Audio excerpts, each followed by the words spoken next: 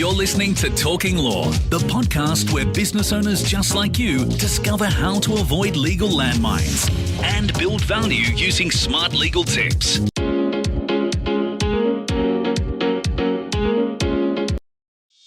Hi, it's Joanna Oakey here, and welcome back to Talking Law, a podcast proudly brought to you by our commercial legal practice, Aspect Legal. Kerry Boulton, huge welcome to the podcast today. It's so good to have you on the podcast again. Thanks very much, Joanna. It's an absolute thrill for me to be here. Wonderful, wonderful. Now, we are talking at the end of, we've just closed off a webinar that you spoke on today, all about Traction and EOS.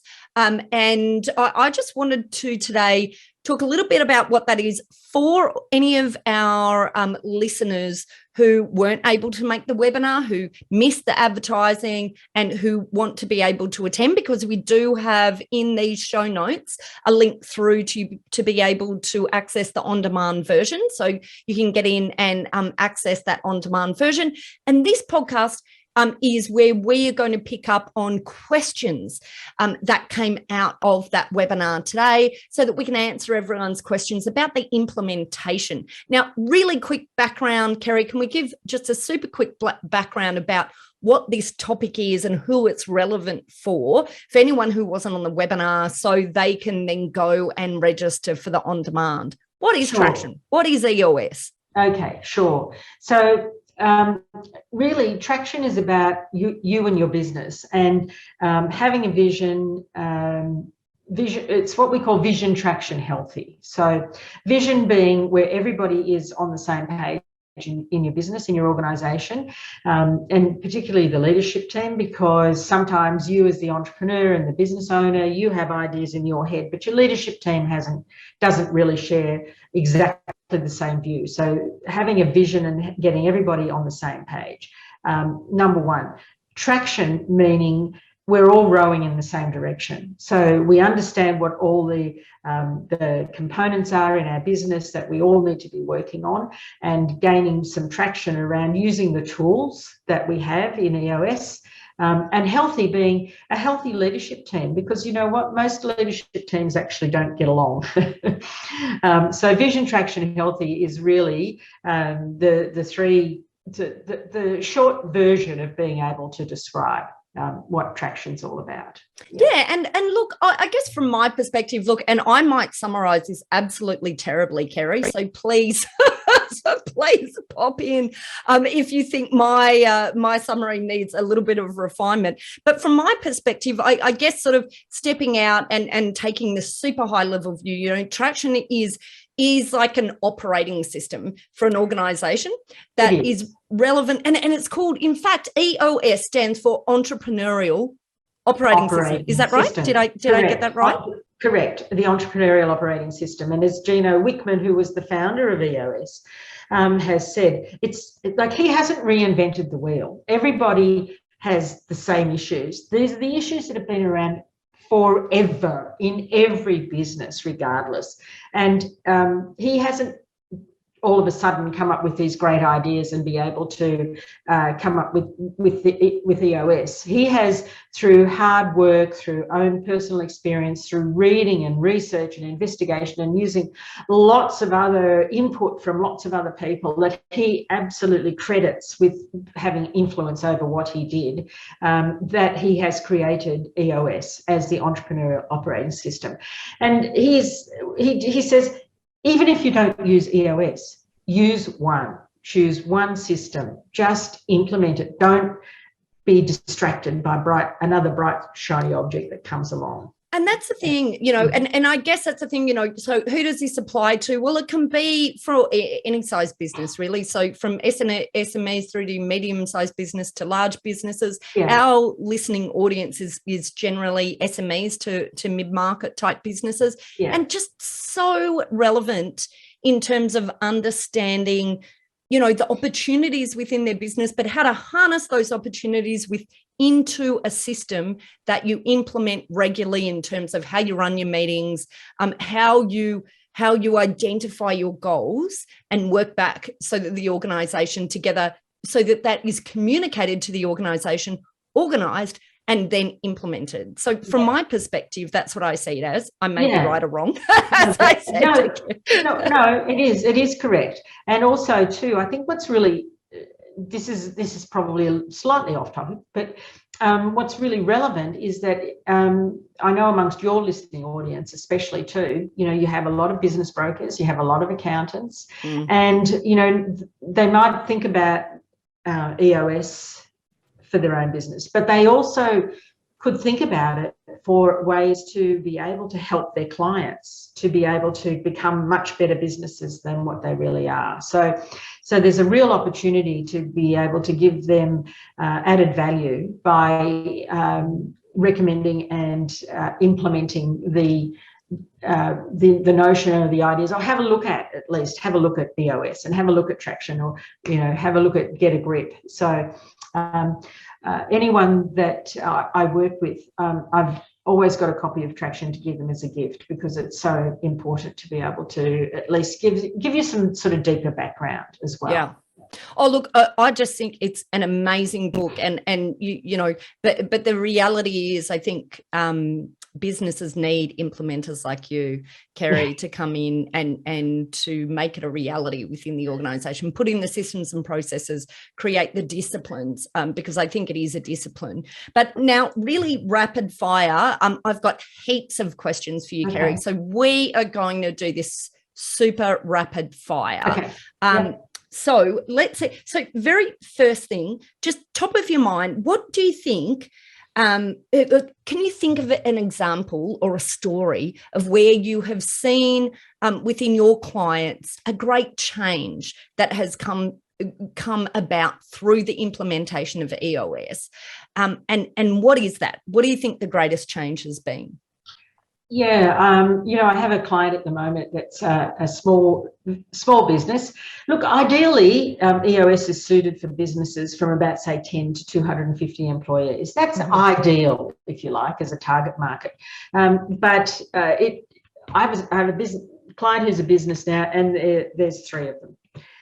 But he's looking to, he's trading, and they're looking down the track for, he wants to be out of his business in the next 10 years. So he's looking at ways in which he can implement a succession process with his business that will allow his employees to be able to take over the business. That's what it's about. So we have implemented EOS in the business. Now, you might think that this is overkill for a little business like that, but you know what? Doing a couple of $1 million a year in sales, for the first time in his entire business life, we have a scorecard. And it's just revelationary to be able to track the numbers, and it takes a little while to figure out which are the right numbers that you need to track. But we've now got 3 months worth of numbers that have actually stood out, where he's identifying how the business is actually tracking, as opposed to having to wait, as in small businesses, which is what often happens, having to wait for the accountant or the bookkeeper to actually produce you the historical results. So now we're week by week, we're tracking and being able to forecast, because being able to forecast is part of the EOS process. I didn't really touch on it a great deal at all in what we talked about in the webinar. So getting us looking to be able to actually plan and forecast means that you've got to have those numbers in terms of your scorecard. So that's a really good example of a tiny little business, really, that's doing so well. A slightly bigger business where being able to come up with all those numbers and share them and have everybody engaged in the business, really understanding what the business is about, as opposed to just seeing invoiced revenue. A lot of employees think that invoiced revenue is the profit that you put in your pocket. They don't understand everything else that actually has to come out of the business along the way. So working with clients, the measurables are going to be very different depending on the type of business that they're in. Yeah, I love that, though, the really tangible example of the implementation of a scorecard to give you real-time view on figures and allow you to be able to forecast rather than just absolutely looking. historically? Yeah, well, when I stepped into our real estate business, and I actually implemented EOS in our real estate business. So I was doing, not only had I become an EOS professional implementer, but I was also running the business as the integrator, if you like, the general manager. Let me tell you that I found it was actually hard. We were self-implementing in many respects, but and at the same time, even with the depth of knowledge that I was gaining myself, it was quite difficult. But we implemented that weekly scorecard that, in real estate, with the numbers that were really important to us, the gross commissions that were booked every week, the appraisals that were in the system, so we could forecast with some sort of confidence where we were going.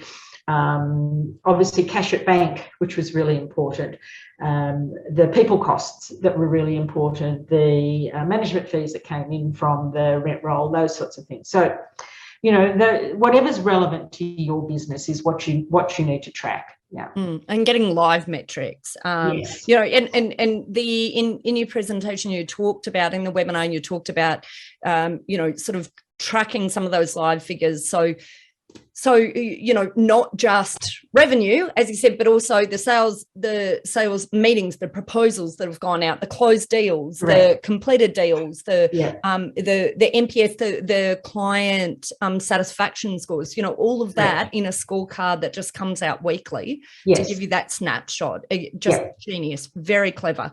And, of course, reporting, nothing new. Everyone's heard about the idea of reporting. It's just a simplicity of how it's brought together in that scorecard that I really liked, and the regularity and the discipline of doing it regularly. That's right. Okay, so on company scorecard, let's stick there. I thought one of the things that you said in the webinar was there's some very interesting numbers that came out of looking at the company scorecard. Can we just sort of talk about, like, what is that? What is it that you have seen the company scorecard for some organisations reveal that maybe had been less apparent until the company scorecard process came into place? So some of one business, for instance, was some of it was the number of repeat visits that they had to make to clients when they were installing products. That they weren't tracking that before, and that's a huge cost to a business to have to do that. So once we started tracking that, we could then go back and say, okay, well, obviously that number, that's an issue. Let's drop it down to the issues list, number one. And then let's discuss it and find out what's going on. Why do we have to go back? What's the root cause of that particular activity that's costing the company a lot of money for us to actually have to go back and, see a client again when we're installing new systems, especially. Is it a supply issue? Is it a training tool issue for the servicemen? Is it something that they need to be able to be trained in? Is because they're not finishing the job properly, or what is it? What are the impacts that are actually causing that? That was one that came up in particular that hadn't been tracked before, that was really revealing, actually. Costing the company a lot of money. And I guess that's it. It's the whole idea is, working out what numbers to track in order to ensure that you have the visibility as to why the numbers are where they are at particular points. Obviously, in that instance, there was a lot of loss related to these multiple visits, but no one had even sort of been thinking about that as an expense that could be dealt with. Not at all. I mean, one of the other metrics that a lot of people don't track is staff turnover. They just, somebody's moving on, whatever, for whatever reason. And I think that's a really important metric to track, no matter what your business is. And obviously, if you're getting to a bigger size, then it's even more crucial. But not a lot of people recognise how much a cost is involved in staff turnover. Well, and that actually links to, and the problem, of course, with staff turnover, the cost of retraining someone, the cost of recruitment, the difficulty in recruitment, time, energy, all of those sorts of things, destabilisation of your current staff. the list goes on and on and on. One of the questions we had of attendees coming into the webinar was they were interested in working out how Traction might be able to assist them with reducing costs. Here's one of the answers, isn't it? Company scorecard visibility is all about identifying where hidden costs might be lurking that you may not even have thought of tracking before. Yeah, understand. Absolutely right. And as I said earlier, it takes a while to actually get the right numbers for you to be able to track. It can be, something sort of over a few months that you will identify that now we need to track something slightly different. It's an art as much as it is a science, well, if we need to reduce costs, well, what are the areas that are actually out of whack? What do we need to look at to be able to identify where those costs are for a start? Yeah. Okay. Wonderful. Now, I'm not sure. I've got a couple of other questions. We've also got a number of questions that came in from attendees to the webinar, so I want to go through those as well. I'll finish mine off, and then we'll get into some questions from the webinar attendees. How relevant is the EOS system in helping build a business for exit? Now, I recall the story that you gave about how you came across EOS. It was in the M&A circle, so it was directly related to your work in building businesses to exit when you were first exposed to this. So can we please talk about, I'm really interested in understanding how it might sit on the sell side and then also the buy side. So let's start with sell side. How might this be relevant? So I'm building for a sale into the future. Sure. Imagine if you have a business and you identify, well, first of all, you're going to be able to identify, well, where do you want to go? What is the vision for the business in terms of what you want to achieve? What are the targets that you're actually looking at?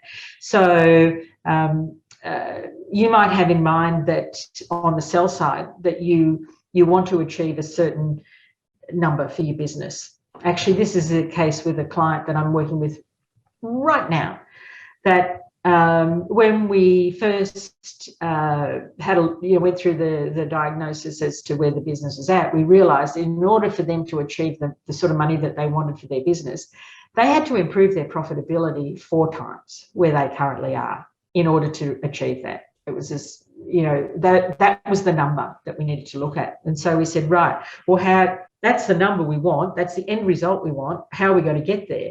And it was only by being able to identify that initially that we were able to then set in place a plan, which we're implementing through EOS, to be able to achieve that result. So on the sell side, it's the diagnosis to start with. Let's do the org checkup as well. I do a couple of other diagnoses, as you know, around value builder, etc. But we look at the readiness of the business, especially. And so EOS is a perfect system to be able to make sure you stay on track to achieve that result. So on the sell side, you can then go through the org checkup, and if your score is going to be closer to 80%, gosh, you have a very good business to be able to sell. So, okay, great. So that's sellers, the relevance to building for exit. On the flip side then, what about the buy side? And in fact, I recall you mentioned that it's actually the buy side as part of investigation of the business, that someone was talking about the implementation of EOS, where this was first where you came across it. So maybe talk us through that buy side. How's it relevant? Yeah, well, basically, if I was to be buying a business, I'd be using the organisational checkup as a way of evaluating how good the business is somewhere, inside that realm of EOS. So I'd be using that org checkup as a way of scoring each of the individual components in the business and seeing how strong the business is in it. So, running, because it's actually just as part of your DD process, if you then go, maybe what we'll do is we'll put a link in the show notes. Well, you provided the link as part of the webinar. Maybe we just require everyone to go back, have a look at that webinar and pick up the link to the scorecard there. But you're saying just sort of run that organisational scorecard. It's pretty quick, wasn't it? It was like 10 or 20 questions. It's only 20 questions. Yeah. So to run the organisational checkup. And I've provided a QR code that has the link in it, so makes it really easy for people. That's how I would use it, quite frankly. And that's actually what the M&A people demonstrated at that conference, was how they were looking at them and how the businesses stack up in each one of the key components. Brilliant. Such a good point. Okay, wonderful. All right, so we talked about how's it relevant in building for exit. We've talked about buy side, sell side, buy side, both two really important areas to consider. And just before we move off my questions and on to the attendees' questions, I just wanted to talk about ROCs. ROCs is something that you talked about as a part of the EOS. Maybe if you can just give a 30-second overview, what are ROCs? And then I just want to understand what the benefits are of that process of identifying and implementing the ROCs. Okay. So that term was actually first talked about by Stephen Covey in the 7 Habits of Highly Effective People, which Gino clearly acknowledges. And Stephen demonstrated in such a way of saying, okay, you've got a beaker here. What happens if you just, you pour in the sand and the water and you've got all these pebbles and rocks? What happens if you put them in that order? Of course, you're never going to fit the big things in. But if you do it the other way around, if you put the big things in first, you put the rocks in first, and then you put in your pebbles, and then you put in your sand, and then you put in your water, you're probably going to get the whole lot done. So ROCs is actually around identifying what are the absolute critical, crucial things that you need to achieve in the next quarter for you and your business. That's what they are. So getting the really big things done first, and being able to then getting people who are accountable for achieving those ROCs, getting them also in that process and understanding what the process is all about. So ROCs representing the really big things that you have to achieve. If you were to look at it in the EOS context as well, you'd have the pebbles representing, for instance, the interruptions that you might get every day, and sand, which gets you off track, and then you're completely blown out of the water. So that's the concept of ROCs. Yeah. Wonderful. Okay. All right. Now let's just run very quickly. And I know we're covering this really quickly, but we've got an on-demand webinar. You can go back and have a look and watch the whole thing. There's brilliant books around. And of course, Kerry runs from time to time 90-minute versions of the webinar that we ran. So get in contact with Kerry using our links if you want to find out about those, if you want to find out more. So part of our proven process is the first thing we do is run a 90-minute meeting for the leadership team in the businesses, and there's never any charge for that at all. And we can do it virtually or we do it in person for preference. Yeah. Brilliant. Okay, wonderful. All right, so let's move now on very quickly to some of the questions that our attendees had. So, and some of the things they were interested in hearing about, where they wanted to understand organising and structure, and certainly EOS. The whole point of EOS is creating a structure within the organisation in order to run the organisation more efficiently. So, that's what it's all about. Yeah. Valuing a business, what to look out for buying a business. So I guess where we really we talked about that when we talked about, well, how is it that you can use EOS in buying a business? And the answer is through this organizational checklist that is free for you to access, and you can actually use that to evaluate a business. And then in terms of, we had people here who are interested in how to use things like this system for increasing profit and dealing with people. The people element, I just want to touch on briefly, Kerry, because I think that's super important, because one of the things of EOS is about having the vision and communicating the vision, isn't it? Which is so important for management of team. But it is absolutely. But with the people side of it is very much around, right people in the right seats, and how well does everybody actually share and demonstrate the values that you have in the business. So if you were to go to everybody every single person in your team and ask them what are the values that we stand for. Whether or not they could articulate them would be one question, number one. And secondly, it would be also a case of, well, how do we might be able to recite them, but what do we do? What's the behaviour? Give me some examples of how those things play out, and maybe some anti-examples as well. So part of the EOS process is about getting the message out to your people, and for the visionary, whoever, if you have a visionary, or whether it's simply you as the head of, who's an integrator, who might be the head of the business, how do you get that story across and demonstrate the values that you have and what they actually mean and what you're trying to achieve as a business? And it's been proven that it takes at least 7 times for anybody to hear something for the first time. So it's a repeat and repeat often in order to get people to understand fully. Yeah. Such a good point. That whole 7, I think even from a personal perspective, sometimes you think when you're repeating things, you've said it too many times. It's almost like there can't be enough times to repeat these things, can't be enough times to repeat a process so that it's embedded, can't be enough times to repeat to communicate the vision to your team. But the very first starting point is that vision component, I think, and you talked about it right in the beginning of the podcast. You talked about, vision is the first word that you actually said. And I just think, as entrepreneurs, quite often we forget, it's almost like we've got this vision sort of inside our being, but we just need a way to bring it out, put it on paper, and then communicate it clearly and often. Absolutely right, exactly. And getting everybody coming along with you. So so you can see how all those components actually work together. So with the people component, right people, right seats, really important, understanding how to evaluate that using the accountability chart. That's such a powerful tool, the accountability chart.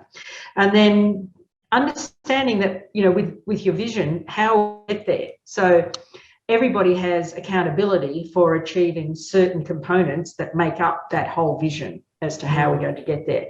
And that's when within EOS you become really good at being able to long-term predictions and short-term predictions.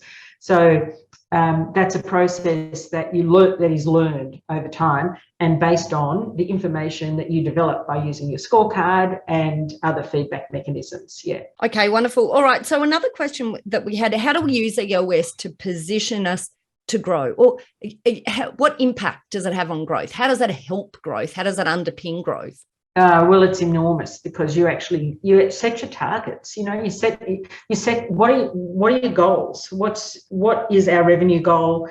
What is our profitability goal? How are we going to measure how we're getting there, and what will it look like? Like, you describe what it's actually going to look like as part of your VTO, your Vision Traction Organizer. It underpins the momentum that creates growth. Your VTO, that's what you use, that's your tool. And it's a 2-page strategic plan, very specific.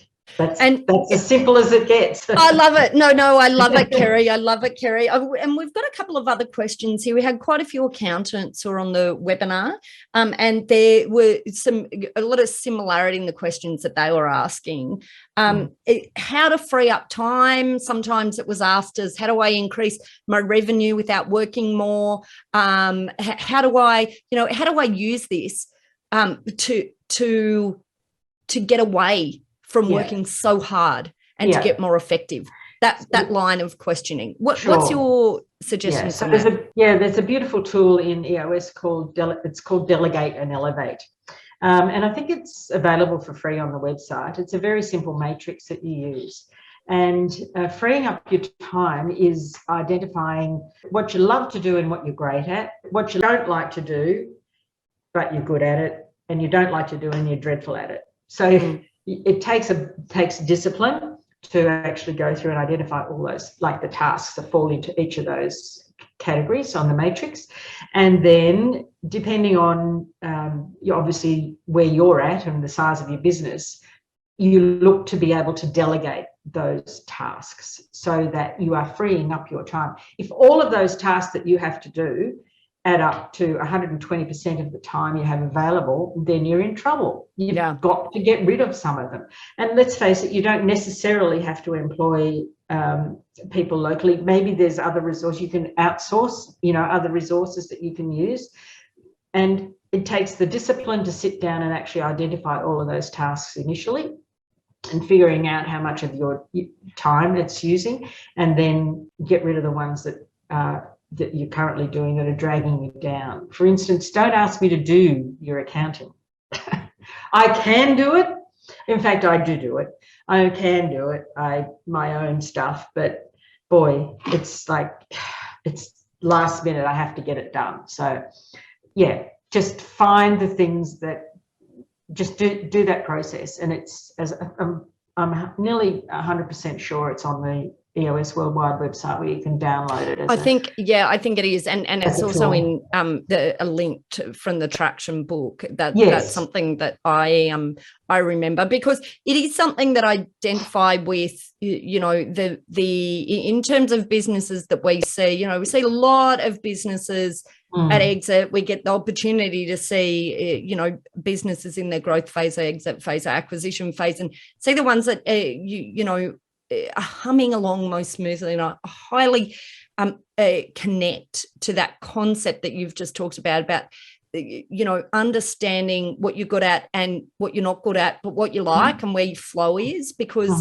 when you can work that out, where you can work out where your highest and best use is within your own organization, then you can organize, work becomes far less, the questions become less about how do I free myself from my business, because the business becomes more fulfilling on a daily basis. Well, we call it the whole aim is to have what we call the EOS Life, which is doing what you love with people you love, making a huge difference, being compensated appropriately, with time for other passions. That's the EOS Life. Well, hallelujah. That just sounds fabulous. We must use that as a quotable quote. We'll use that for the quote for this episode, because therein, Kerry, lies, I think, our very last point, which is here is the benefits of proper application.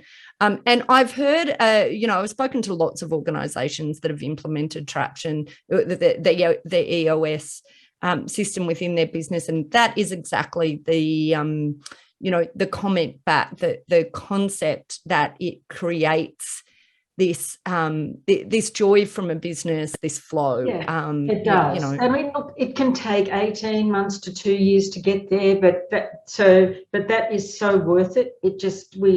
When we start working with clients, we ask them to give themselves a mental commitment for a couple of years to get it implemented, because it only takes that, that's not a long time in the overall scheme of things. It only takes that long. And it's simple, it's a discipline. So it does take time to get it going. Well, I just want to say huge thank you for coming on to the podcast today, Kerry. If you're listening to this and you haven't been on the webinar, don't worry, you can access an on-demand version. We will also link straight through to Kerry. Kerry, a huge thank you once again. What a great webinar, great podcast to wrap up, and always fun talking to you, Kerry Boulton. Thanks, Joanna.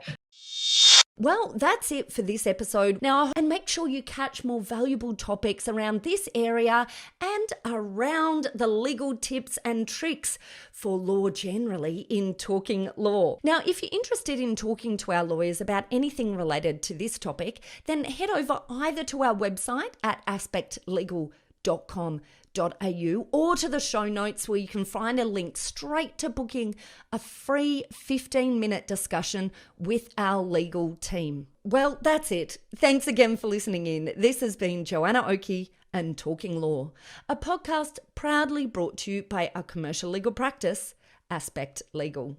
See you next time. Thanks for listening to Talking Law. Tune in next time for more smart legal tips and tricks to keep you clear of those legal landmines.